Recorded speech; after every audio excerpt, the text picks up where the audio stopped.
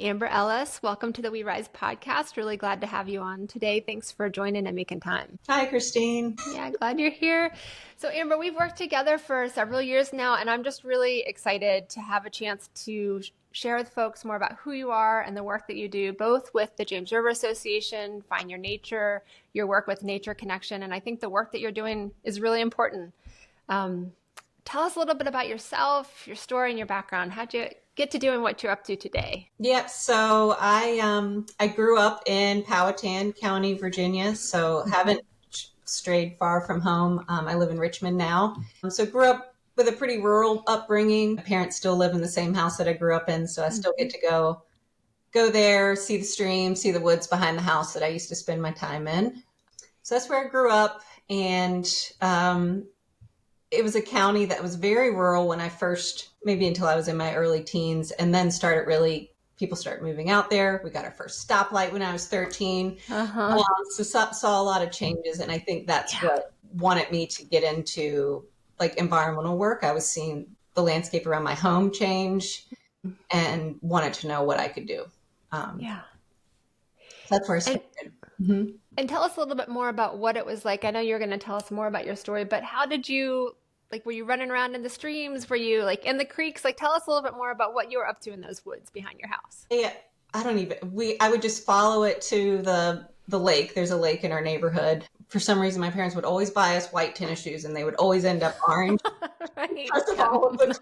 Yep. I particularly remember one pair that I came back and I don't know. I love it. So getting my shoes dirty. Yeah. Just sitting back there. There was a big tree that had fallen, and me and my neighbor would just sit there and hide out. Felt safe because we could see home, but it felt like our own little spot away from the world to just hang out and talk. So just hanging out, which is what I still like to do, is just run around and see and explore. And other than that, I would play with Barbies and then play in the stream. Those are my two, and I feel like that's awesome. My life now. Still Barbies and still the stream. People and relationships and that kind of stuff, and trees and water. Those are my things. Yeah, I love that. And how does that show up in your work today? The trees, water, people, and relationships. What are you up to today now that you're after you turned 13? You talked about that age. Yeah. So after I graduated from high school, I ended up going to school for landscape architecture at Virginia Tech, which again is still about people and the environment. Continues to be the case, and then slowly kind of landed where I am. Worked at an engineering firm for a couple years and was volunteering for environmental work, but wasn't doing it for a living necessarily. And so I took a big step to become just a part-time intern at James River Association, and then I've been there it'll be 15 years this month. Wow, that's so cool. That's awesome. So it shows up. I didn't always do riparian forest buffer work at JRA. I started with more volunteer coordination, trash cleanups, plantings, sometimes doing design for smaller landscape, then slowly kind of steered the ship towards riparian forest buffer. Yeah. What is a riparian forest buffer? I know that we use that work in our shared work for folks who don't know what that means. Tell us what that means. The shrubs and trees and vegetation along our waterways. They've always been my favorite place to hang out, as I shared in the beginning. And so they hold a special place for me. And so it's important that I continue to find ways to work with our partners to restore those areas, to protect them, to connect people to them. Yeah, I love that. I want to round out a little bit more about the work that you've grown into in the last couple of years too. You create beautiful art. Tell us a little bit more about ways that you connect with nature and that you offer ways for folks to connect with nature too. And then we'll come back to the buffers in a little bit. Yeah. So my connection, I've had it since I was a kid, and then continue to find ways to connect to the natural world. It's where I feel most at home. It's where things make sense for me. So for me, that looks like it could be as simple, like every day I can't go somewhere to the top of a mountain somewhere, but I can go sit in my yard. I can do a loop around the block. When I have time, maybe every weekend or over the month, try to go to a local park and walk around, just finding ways to connect to the woods in Richmond, things like that. How else do I connect to the natural world? Just, I think the difference, people go outside, but I think the difference in connecting to it for like more mental health, or for me, it's like a spiritual health, is doing it with some intentionality and not trying to get somewhere quickly, but just taking a pause out there and watching the things around us. Um, Yeah, a little bit about find your nature. And some of you use also art, it seems like, as a way to share your connection with other people too. Love to hear more about that. Art, yeah, art is another thing. I feel like for me, there's different things that have helped me stay centered over the years. Art, connecting to the natural world, and then some kind of meditation or quiet time, basically. Mm-hmm. Art, I wouldn't say I'm an artist, but it's just, I love doing it, and not for the sake of creating something, but it helps me like see better. It helps me understand better, I guess, is how I use it. Beautiful. So that could look like, thinking of a specific example, back in the fall, I was outside along the river. At first glance, things might seem just like brown and gray. But if you really sit and actually look, not like, oh, I'm looking at a tree, but just really taking in the textures and the colors, just took out my watercolors and created little squares and tried to create the colors that I was seeing around me. And then all of a sudden you realize, oh, it isn't just brown. There's actually all sorts of colors right, within 20 feet of me. So like, it's just a way to really see, I guess, how that I use art. Yeah. Both that, and then it helps me understand sometimes what's going on in my own life if I start to draw it out. I'm a very visual. That's neat. So it almost sounds like another way of seeing, another way of connecting and making sense of the world to some degree too, taking time to pause and go deeper. Yep. Yeah. And Beautiful. it helps me remember those. Like, if I go on little trips, I could take pictures all day, but if I sit down and draw something, I will remember that moment much more like vividly if I took the time to really see it. Yeah. I want to dive in a little bit more about what that looks like in terms of seeing a place or experiencing a place. And also something, Amber, that you talked about earlier about feeling at home in nature and things make sense there. One of the things that I've both heard and experienced with people is that the perceived separation from nature is one of the things that really causes a lot of challenges in different ways. What does your practice of art, if you will, or of creation, how does that deepen your relationship with place, or what does that feel like to feel at home in nature? Because I know what you mean, but if someone's like, I don't totally feel at home in nature, I don't know how to feel at home in nature, how do I start? Can you talk a little bit more about what that looks like for you, and then what that might look like for other people in terms of building that relationship? Right. And I say that, and people are like, oh, that must mean that she loves to just camp out. I don't love camping, to be honest. Like, I get scared. I don't love being out in the woods. Sure. I still have fear of all of those things. So I think saying at home doesn't mean always comfortable, but it feels, for me, when I go out, there's this, it might sound cheesy, but like the things in nature, the birds, the trees, they're all just doing the things they do. They're doing the thing they do every day. And it somehow gives me permission to do the same. Like, there's this, when I'm out there, like, the tree isn't like, what is she doing sitting there like that? Or there's this, I don't even know how to explain, like, instance that we're there. I'm there with the birds or the trees or the grasses, and we're all allowing each other the space to be in whatever that. That's beautiful. Yeah. And so I don't have to show up in a great mood. I can show up not feeling like myself. I can show up angry. I can show up sad. But I can also show up happy and excited to be there. Like, it accepts me in whatever way that I am, I guess. Beautiful. Yeah. And then I find things that I feel like if I quiet enough, like, there's an unspoken, I hate to even say conversation because it makes it like a human thing, but I don't know another word, but like an unspoken conversation that I can have with the natural world. Like, I'll just see things or observe things, or a certain animal may come around a lot and makes me look at something I might be dealing with my life in a different way. Or like, oh, I have this problem at work. Well, how does things outside deal with that issue? Yeah. Yeah. Or gives me comfort around just life itself, of birth and knowing that one day I won't be here. Like, it brings me a lot of comfort to be out there to see that happening around us all the time, and that it's not just me, it's everything. We're all going through all of that together, not just humans, but everything that's living is going through those same cycles together. Is comforting. Beautiful. Yeah. I love that. So, allowing each other the space to be, you talked about like the birds and trees are just, they're there, and you can show up however you are in whatever space you're in and just be in whatever the space that is. And you didn't use the word teacher, nature is teacher, but you did talk to some degree about the pattern that you're observing or what's coming, and using that observation in your own life, whether that's work or moving through something. And I also hear curiosity. You're paying attention, you're watching, you're listening, you're using different senses to explore what's happening in the world. And then you're open to receiving, what it is in nature. Yeah, beautiful. Do you have a favorite spot these days that you like to go sit or to be or to hang out? So that's my message for anyone is it doesn't have to be complicated. You do not have to climb to Mount Everest Right. to connect. Yeah. My favorite place right now is probably, I have a little balcony off our second floor here on the other side of my office that I like to go sit on.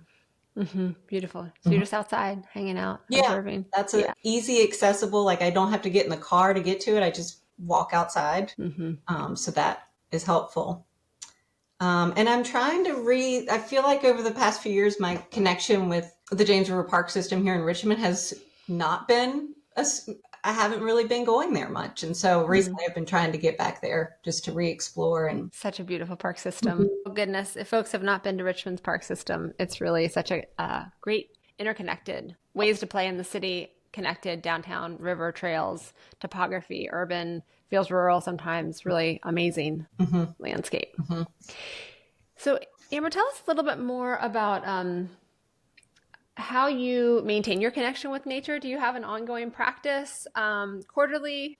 Because you bring intentionality to both your work and to the way you maintain that connection. What does that look like in your own life a little bit more? Yes, so it is intentional. I feel like I've got one life. I want to I want to make it as, it's the art thing again, it's creating a life that I want to live. But for me, I already mentioned kind of daily practices and weekly, but one that I started maybe, I think it was around 2020 actually, is with the season. I have my own name. They're my seasonal soul sessions. I do them at the change of each season. I do a longer one around New Year's, and then one in spring, summer, and fall. And I'm fortunate. I have a place. We have a place out in Buckingham County where I can go out in the woods and again just be. I use those to just have like quiet time by myself to check in on how I'm doing. So it may include some meditation, like more than normal, eating really nutritious food, like caring for myself. I've struggled with anxiety for like 20 years. And finding ways to be kind to myself is really important. Yes. So I use those times to do that and asking myself, what is it that I need during that time? And then creating a day or a weekend that is going to support that. Beautiful. So it could be some art, but I try to keep it simple. Again, I don't need a ton. I just need to be quiet. So I don't usually try to fill it with a ton of stuff, but fill it with things that are nurturing. And I love that you just talked about being kind to yourself, Amber. That it's not something as a society that we often do. And we don't ask the question, how can I be kind to myself today? So you've built in a practice, whatever space that you're in, to say, how can I be kind to myself? How do I keep it simple? How do I keep it quiet? How do I nourish myself? What's going to bring me well-being? How do I care for myself? That's really beautiful. And how has that practice changed over time? Yes. For you? Yeah, it has. I'd say in the beginning, it was like I felt like I had to be a certain way, like it had to look a certain way or something. I was like, what are you doing? You just, no. How much do I need to fit into this? Or there were moments where I felt like I had to use it to still be productive in some way. Like I would take things to work on, but even that is slowly shifting. I'm like, no, you have plenty of time to do all of that. And then over the season, different seasons look different. Sometimes, like some of them, it would be very quiet, serious. Other times, I remember very clearly, I just wanted to hang out in the baby pool and have watercolor and drink I smoothies. love it. And I love that's it. what I did. That was it. Period. There's nothing else to say. Just period. It was hot. That's It it. was like summertime. I was like, I just want to be in water. Like Yeah. it's so hot. I But love that. I love so that. again, but just like giving my permission, like you can do that. Absolutely. That's awesome. So That's such a great image. I know it was the That's best. so great. It was the best weekend, and there's no one there to tell me I can't do it. Yeah. Let's do it. That's awesome. But then other times have been a little more focused. An important thing for me was identifying what my values are in life in the world, so that I can check on myself during those times. Like, am I leaning into those? Am I not? Those. I think those. I have 5. I think they still hold true. They are community, stewardship, spirituality, authenticity, and competence. That last one was a hard one for me to come by, but I realized when thinking about my values, one is like the things that bring you joy and the things you see, but that one came about was like, when do I get really upset? Like when do I feel like somebody just pushed a button where I get angry? And I'm like, that is also showing me what is a value for me. And the competence one, when that's questioned, like if I'm, and this is a hard one for me to remember through a lot of my work, is if I say yes to too many things and overload myself, I have to remind myself, if I do that, you're not going to do a good job. And then you're going to be upset that you're not doing a good job. Yeah. Want to do the things, but can't do all the things because you still have you're being kind to yourself, but you have this awareness. So you have these guideposts, if you will, these 5 values that you're checking in on, and it sounds like it's a practice for you to come back to them. They still ring true for you, so you're not just assuming that they're still true for you, but then you're also looking out to see, where am I getting activated? Where do I need to kind of come at it from the back end? Yeah, so smart. And how does that show up in your seasonal soul sessions? Are you kind of checking in on them? Or, for some people, the practice of identifying what your values are, you and I have spoken about Brene Brown quite a bit over time, and certainly organizational values are something that folks talk about, but we don't talk as a culture about our own individual values and use those as something to be mindful of and heartful of, and to use them as kind of guideposts for living. So can you talk a little bit more about how does that show up in your everyday life or your seasonal soul sessions? I do check in on myself with those during those times. And then in my work, I'm fortunate that my work and the organization I work for, I think I share, community is one that I share with James River Association. And then a lot of these are through our Riparian Consortium and other work. How would I answer? Like, my work is important to me, but I can't control all of the things that happen at work. And I can't let myself feel like I didn't succeed at it because something didn't work out. But I can make sure that I'm showing up aligned with my values. Then I know that at least I did that, and I will feel it's like a different version of success. Like, was I able to continue to lean on community, engage community, even in times of stress? Or was I able to show up as myself? Was I able to create that space for other people to show up as themselves in those situations? If I'm doing those, if I'm leaning into my values and giving space for other people to do the same, I feel like I can better trust, the process and where we're going. Yeah. So it's a different definition of success, but you're also knowing that you're clear on what you bring. And it also sounds like bringing you didn't say this. This is something I've been thinking a lot recently about. Intrinsic worth, feeling a sense of worth intrinsically, because you know what you're bringing and that you're showing up as much as you can, being mindful of what those values are to the work. And so you have your own internal kind of guideposts that are helping to shape the work. That's really beautiful. Thank you for that. So Amber, tell us a little bit more about what does your work look like with community? You talked a little bit about a few projects in the James River Association. Tell us about what your restoration work looks like and how you engage with community. Restoration work. Oh man, it's a lot of partners. a lot of good work going on. If I had to explain what my job is, it's listening, a lot of listening to our partners, to also to the environment and to the river and what's going on there, and then arranging or help kind of make sense of all of it. Like, I feel like that's my role in a lot of it, is hearing it and then being like, okay, let me try to figure out some way to take this from just people complaining about X to moving it into action, but not just something I'm doing, but like, how can we turn it into action with all of these folks and make it easy for them to participate and be part of the solution. So that gets messy. In what way? I mean, yes, but There's no timeline. There's no there's no, you have to be able to sit in those spaces and be like, well, we don't know where it's going to go. We're going to figure that out together. And that takes, I think a lot of people are used to people telling them, oh, this is what we're doing. This is where we're headed. And so I think it's new for a lot of people to be like, oh, wait, we're part of the figuring out where we're headed together. Yes. Yeah. Beautiful.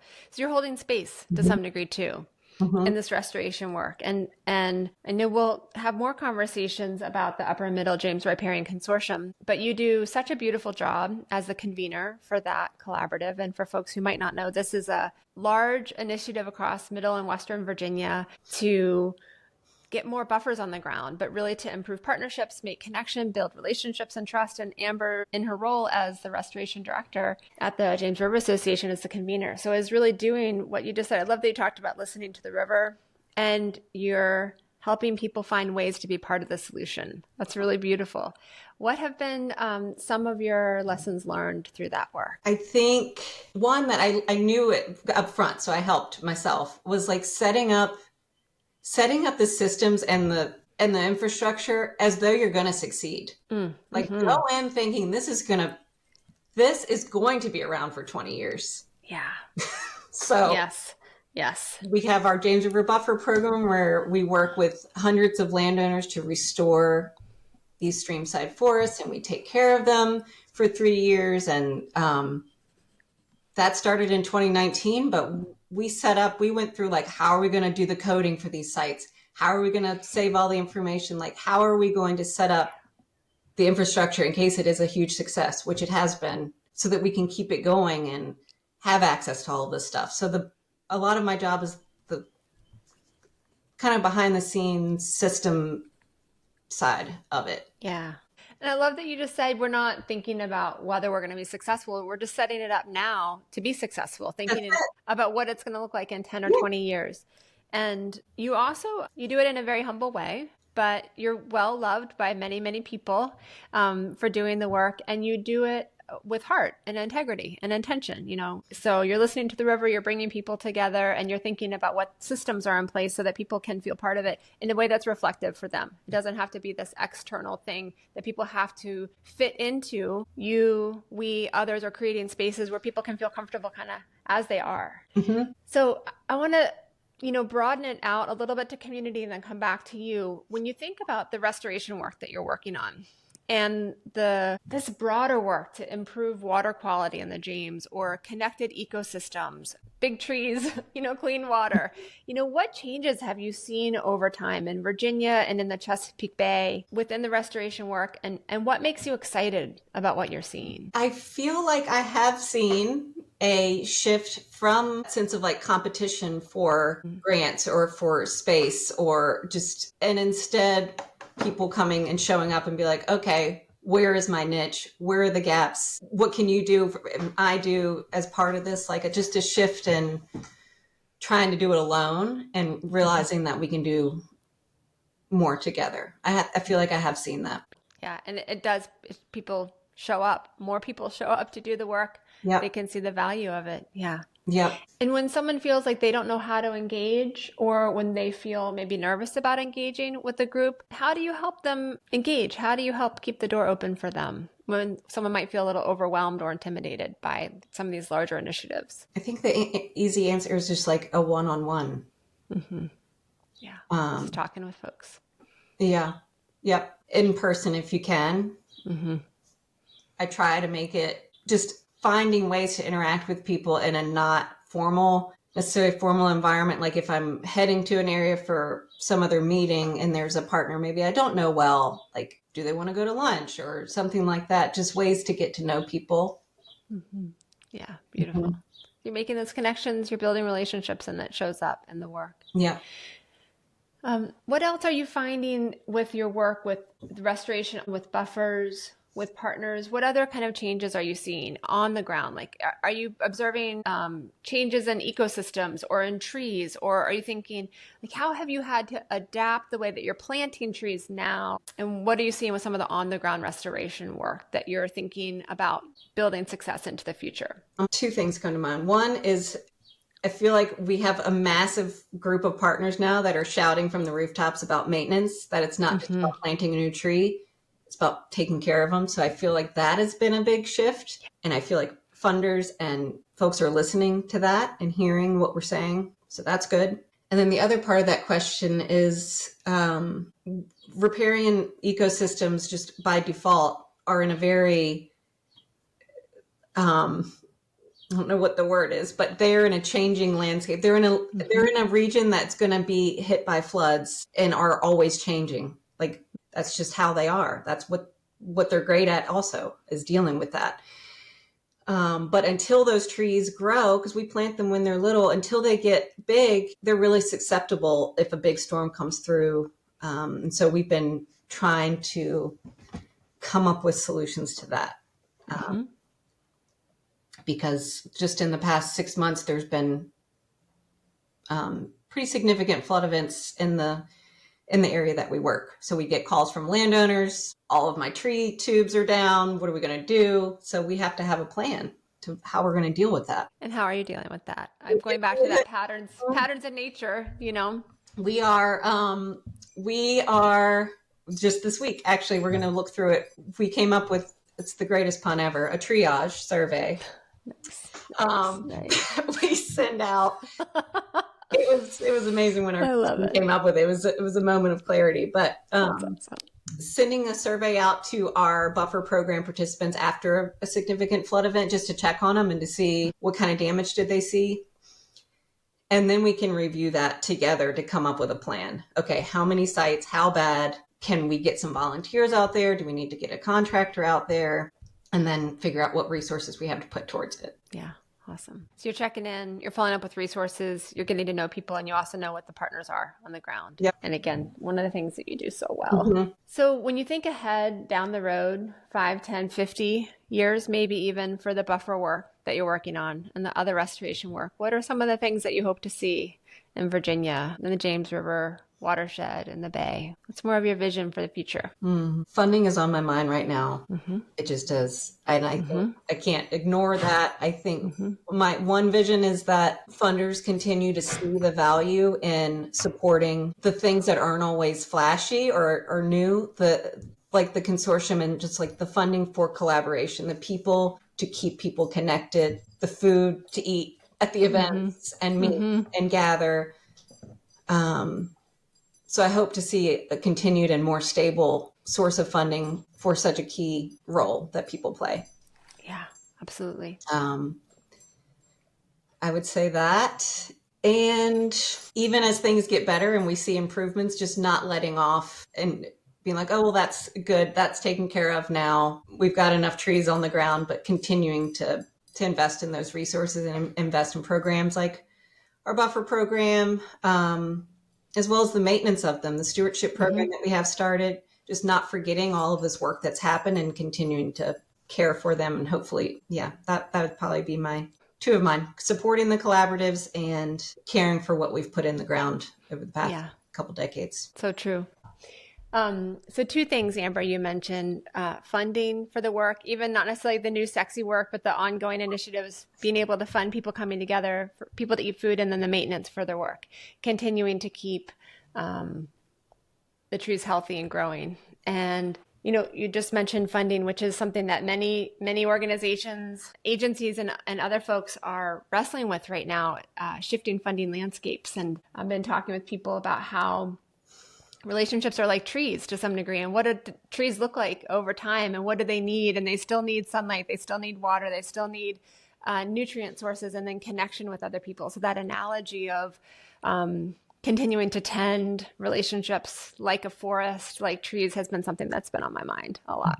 Yeah, I appreciate what you just said. The things that will be needed in the future are the things that are needed now. It's not necessarily some great big different thing. It's what we're up to on an ongoing basis, thinking about how to continue health for the long term. Yeah. And if you're connecting those networks of people, we're able to kind of hear what those new things, those new issues are coming up so that we can adapt and address them together. I think that's what it does. One of the best things that it does is keeps us all on the same track. Like, oh, you're seeing that too. Oh, we're seeing that too. Oh, this is a new thing.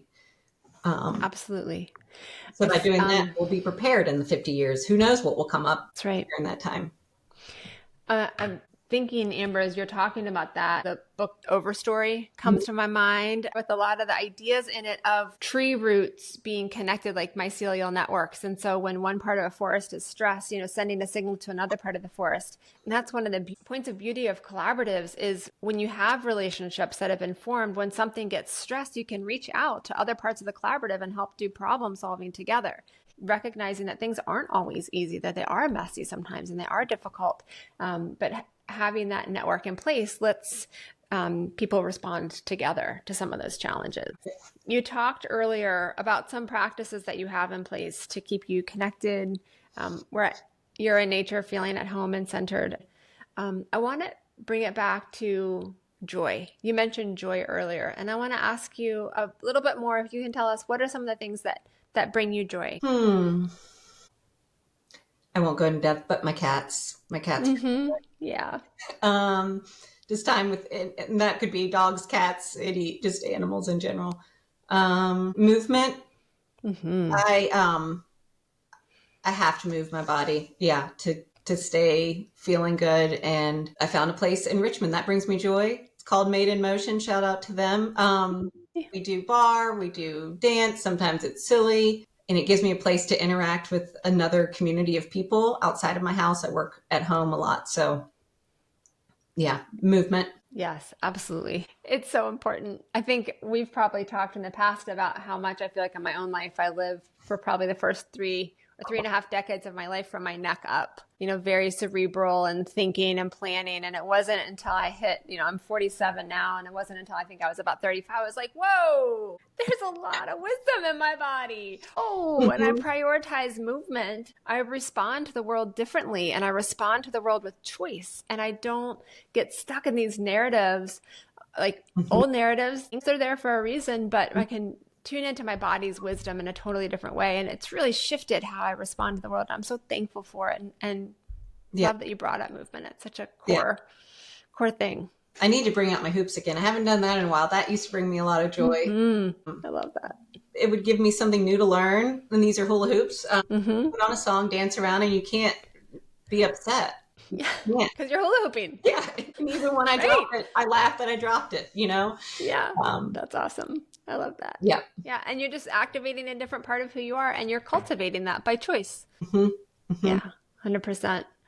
Yep. When I go to dance sessions, classes, often free form, things really do move. They shift, and I don't have to do anything. I'm just listening to my body and listening in, and things change. And I'm so grateful for that there's a way to be able to create change and movement. So I want to ask, either in your own work or your work with community, what are some other lessons that you've learned? You talked about some of the learnings with community and collaboratives. What are some other key lessons that you've learned that you want to share with others, with folks who are trying to make change in their communities and regions? I say this right. Like around the listening part, I early on in JRA and even in college, I'm always interested in the listening to a community, hearing what's going on to inform the project. But some of those projects taught me more lessons than I knew that I was getting ready for. But just a community that you may be working in or part of may have been broken, trusts have been broken there. And it's going to take a while for them to even believe